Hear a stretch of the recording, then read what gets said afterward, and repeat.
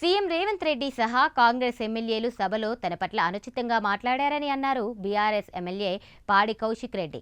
మంత్రి పొంగులేటి శ్రీనివాస్ రెడ్డి, సీఎం రేవంత్ రెడ్డి కలిసి 100 కోట్ల మైనింగ్ స్కామ్ చేస్తున్నారన్నారు. హౌస్ కమిటీ ఏర్పాటు చేస్తే సీఎం రేవంత్ రెడ్డికి సమస్య ఏమిటని ప్రశ్నించారు. తెలంగాణ ప్రజల పక్షాన మాట్లాడినందుకే తనను టార్గెట్ చేస్తున్నారని పేర్కొన్నారు. కాంగ్రెస్ ఎమ్మెల్యేలు తనపై చేసిన వ్యాఖ్యలను ఎథిక్స్ కమిటీకి పంపాలని డిమాండ్ చేశారు. తనను హైదరాబాద్లో తిరగనివ్వ అని దానం నాగేందర్ మాట్లాడుతున్నారని అన్నారు. చెవులు కొరుకుంటున్న సమయంలో అసలు దాని మీద హౌస్ కమిటీ చేస్తే రేవంత్ రెడ్డి గారికి ఏంది ప్రాబ్లం అని నేను అడుగుతా ఉన్నాను. రేవంత్ రెడ్డి గారు దాని మీద హౌస్ కమిటీ వేయడానికి సిద్ధంగా ఎందుకు లేడంటే, ఎందుకంటే పొంగులేటి శ్రీనివాసరెడ్డి గారితో వాటాదారుడైన రేవంత్ రెడ్డి గారు ఆయన మీద ఆయన వేసుకోడు కాబట్టి ఇదంతా కూడా వేయడానికి సిద్ధంగా లేడు. సిఐడి వేసినాం. సిఐడి ఏమున్నది? సిఐడి ఇప్పుడు సిఐడి వేసినా అని అంటున్నాం. ఒక సహచార మంత్రిని, అంటే మంత్రి అంటే అందరికీ భాషే కదా, వాళ్ళ మంత్రిని పోయి సిఐడి ఆఫీసర్ పోయి ప్రశ్నించేటట్టు ఉంటుందా? నువ్వు రిజైన్ చేయని చెప్పినాం. అటు మంత్రి పదవి రిజైన్ చేయడు, ఇటు హౌస్ కమిటీ చేయడు. దాన్ని మేము కూడా బీఆర్ఎస్ పార్టీ పక్షాన ప్రాధాన్యత చేస్తూ ఉంటే, ఖచ్చితంగా హౌస్ కమిటీ చేయాలని చేస్తూ ఉంటే, స్వయంగా ముఖ్యమంత్రి గారే నేను చెప్పిన ప్రతి మాట ఆన్ రికార్డ్, మీరు ఖచ్చితంగా రికార్డ్స్ కూడా రేపు చెక్ చేసుకోవచ్చు. ముఖ్యమంత్రి గారే స్వయంగా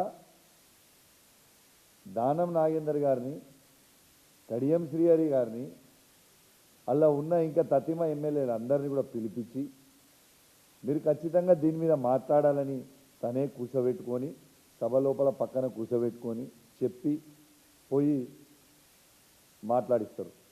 ఫస్ట్ దానం నాగేందర్ గారు మాట్లాడతారు నోటికి వచ్చినట్టు. నాగేందర్ గారు కూడా ఏం మాట్లాడతారు? ఇంతకుముందు ఆల్రెడీ నీకు అయింది, మళ్ళీ కూడా నేను హైదరాబాద్లో తిరగనియం ఏమనుకుంటున్నావు అని నాగేందర్ గారు మాట్లాడతారు. నాగేందర్ నువ్వు కూర్చో, వీళ్ళిద్దరు పోటీ పడుతారు, కూర్చో నువ్వు కూర్చో అని ఈయన వెనక నుంచి లేస్తాడు. లేచి ఈయన తను మాట్లాడి ఆయనకి అన్నం పెట్టిన కేసీఆర్ గారి గురించి, కడియం శ్రీహరి గారికి కేసీఆర్ గారు ఏం తక్కువ చేసిరండి? ఆయనను తీసుకొచ్చిండు, ఎమ్మెల్సీ చేసిండు, డిప్యూటీ సీఎం చేసిండు, ఎంపీ చేసిండు, ఎమ్మెల్యే చేసిండు. ఇంకా ఏం చేస్తానండి మంచిగానేటనా?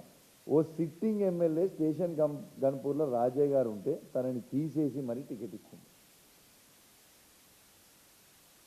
వారి బిడ్డకు కూడా టికెట్ ఇచ్చిన తర్వాత ఈయన మోసం చేసి అమ్ముడు వేయండి మళ్ళీ కాంగ్రెస్ పార్టీ. సరే పోయిన తర్వాత నేను ఒక్కటే అడుగుతున్నాను, నేను ఒక్కరిని అడిగింది కాదు, మొత్తము బీఆర్ఎస్ పార్టీలో ఉన్న ప్రతి శాసనసభ్యులు, ఆ హౌస్లో ఉన్న ప్రతి ఒక్కరు, నువ్వు మాట్లాడే మాటలు బాగా మాట్లాడుతున్నావు, నీది ఏ పార్టీ ఫస్ట్ చెప్పు, నువ్వు ఏ పార్టీ నుంచి మాట్లాడుతున్నావు అది చెప్పు. మరి నువ్వు మా బీఆర్ఎస్ పార్టీ అయితే మా పక్షాన నిల్చోవాలి కదా, ఈ కాంగ్రెస్ వాళ్ళ పక్షాన రేవంత్ రెడ్డి వెనక ఎందుకు కూర్చున్నావు అని మేము అడుగుతున్నాం. తప్ప అదని మేము అడిగితే మసిబూసి మారడికాయ చేస్తా అన్నట్టు మొత్తం అందరు ఎమ్మెల్యేలతో చేసి నా మీద తుపాకీ పెట్టి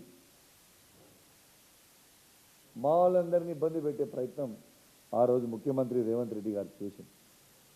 కానీ ప్రజలందరూ కూడా గమనిస్తూ ఉన్నారు. ఇలా కౌశిక్ రెడ్డి తప్పు అడిగింది ఏం లేదు. నువ్వు ఏ పార్టీ నుంచి పోటీ చేసినావు, ఏ పార్టీ పక్షాన మాట్లాడుతున్నావు, కేసీఆర్ గారిని ఎందుకు విమర్శిస్తున్నావు, కేటీఆర్ గారిని, హరీష్ రావు గారిని ఎందుకు విమర్శిస్తున్నావు, నువ్వు బీఆర్ఎస్ పార్టీ అయితే వాళ్ళని ఎందుకు విమర్శిస్తున్నావు అనేది నేను అడిగింది అది ఒక్కటే కదా. నేను దాని తప్పితే నేను వేరేదేం మాట్లాడలే కదా. సరే కడియం శ్రీహరి గారిది అయిపోయింది. ఇలా కేవలం కౌశిక్ రెడ్డిని టార్గెట్ చేయడానికి కారణం ఏంది? ఇలా తెలంగాణ ప్రజల పక్షాన నిలబడి ఇలా మా నిరుద్యోగులకి 2 లక్షల ఉద్యోగాలు ఎందుకు ఇస్తలేవు అని అడుగుతున్నాను, టార్గెట్ చేస్తున్నావా? మహిళలకి 2500 రూపాయలు ఎందుకు ఇస్తలేవు అని అడుగుతున్నాను, టార్గెట్ చేస్తున్నావా? రైతులకి రైతు బంధు ఎందుకు ఇస్తలేవు అని అడుగుతున్నాను, టార్గెట్ చేస్తున్నావా? తాతలకి అవ్వలకి 4000 రూపాయలు ఎందుకు ఇస్తలేవని గట్టిగా అడుగుతున్నాను, టార్గెట్ చేస్తున్నావా? వికలాంగులకి 6,000 రూపాయల పెన్షన్ ఎందుకు ఇస్తలేవని అడుగుతున్నందుకు టార్గెట్ చేస్తున్నావు. కేసీఆర్ కిట్, న్యూట్రిషన్ కిట్ ఎందుకు బంద్ చేసినావు అని అడుగుతుంటే టార్గెట్ చేస్తున్నావు. కంటి వెలుగు ఎందుకు చేస్తలేవు, ఎందుకు బంద్ చేసినావు అంత మంచి స్కీమ్ అని అడిగితే టార్గెట్ చేస్తున్నావు. ఇలా చదువుకుంటున్న విద్యార్థులకి స్కూటీలు ఇస్తాను ఎందుకు ఇస్తలేవు అని అడిగితే టార్గెట్ చేస్తున్నావు.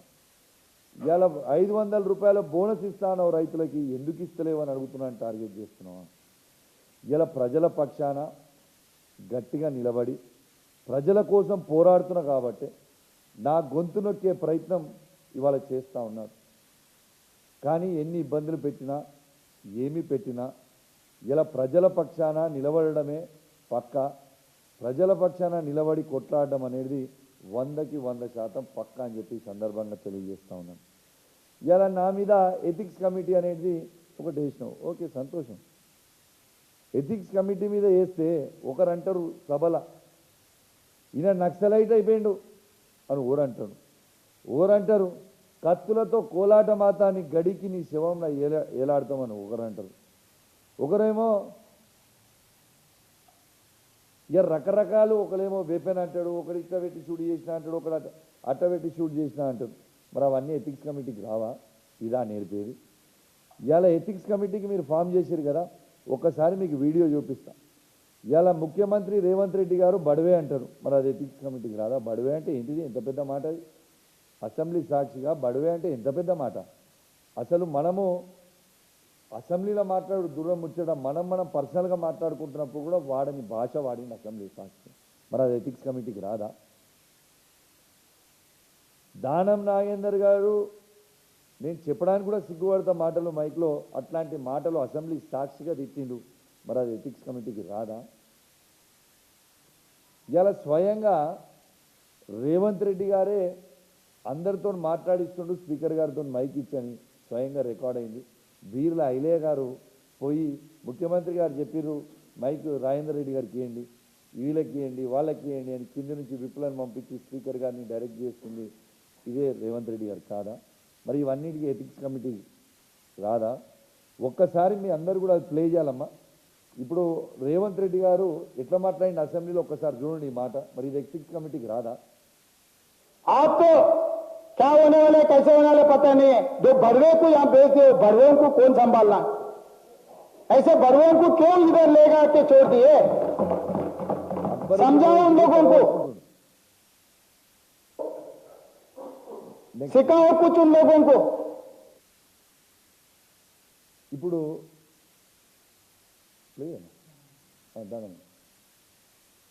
ఎస్ఎన్డిపి उसको वही అమ్మ బయట కూడా తిరగని కొడుకా మేము కానీ ఏమనుకుంటున్నారా మీరు? ఈ అమ్మ ఏ తోలు తీస్తా కొడుక ఒక్కొక్కంది, తోలు తీస్తా ఒక్కొక్కంది చెప్తున్నా, తోలు తీస్తా ఏమరే బయట కూడా తిరగని అని చెప్తున్నా నేను. మరి ఇవి ఎథిక్స్ కమిటీకి రావా? ఇంకోటి చూడొచ్చు, ముఖ్యమంత్రి రేవంత్ రెడ్డి గారే విప్ గారిని ఐలే గారిని పంపించి స్పీకర్ గారికి ఇట్లా చెప్తున్నాయి.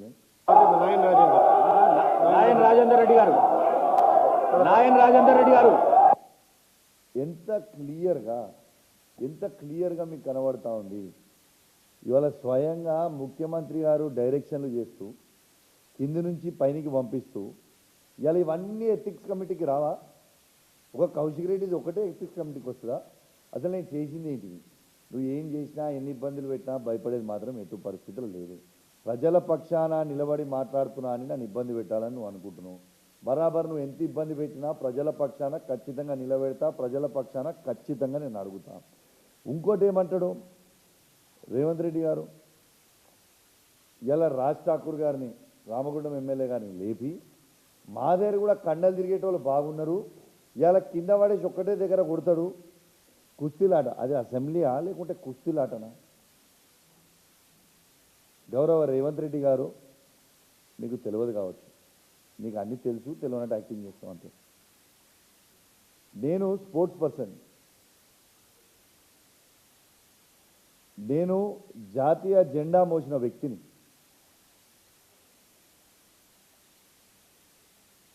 నా పర్సనాలిటీ మీద నువ్వు ఏడిస్తే నేనేం చేయాలి? దేవుడిచ్చిన పర్సనాలిటీ మీద నీకు దేవుడు ఇవ్వకపోతే నేనేం చేయాలి? నువ్వు నా పర్సనాలిటీ మీద ఏడిస్తే నేను ఏం చేయాలి అని నేను అడుగుతా ఉన్నా. ఇలా స్పోర్ట్స్ పర్సన్గా ఇలా ఈ ఫిట్గా ఉండడానికి పుట్టిగా ఆషామాషిగా లేని ఇట్లా 20 ఏండ్లు కష్టపడి నేను భారతదేశంలోనే ఇండియా క్రికెట్ ఆడుతున్నప్పుడు, ఇండియన్ టీంలో ఉన్నప్పుడు, రంజీ ట్రోఫీ ఆడుతున్నప్పుడు నేను భారతదేశంలోనే అండర్-19 ఇండియన్ టీంలో ఫిట్టెస్ట్ ఇన్ ద కంట్రీ ఉంటే, నేను ఫిట్టెస్ట్ ఇన్ ద కంట్రీ అంటే క్రికెట్ ఆడుతున్నప్పుడు ఫిట్నెస్ టెస్ట్లు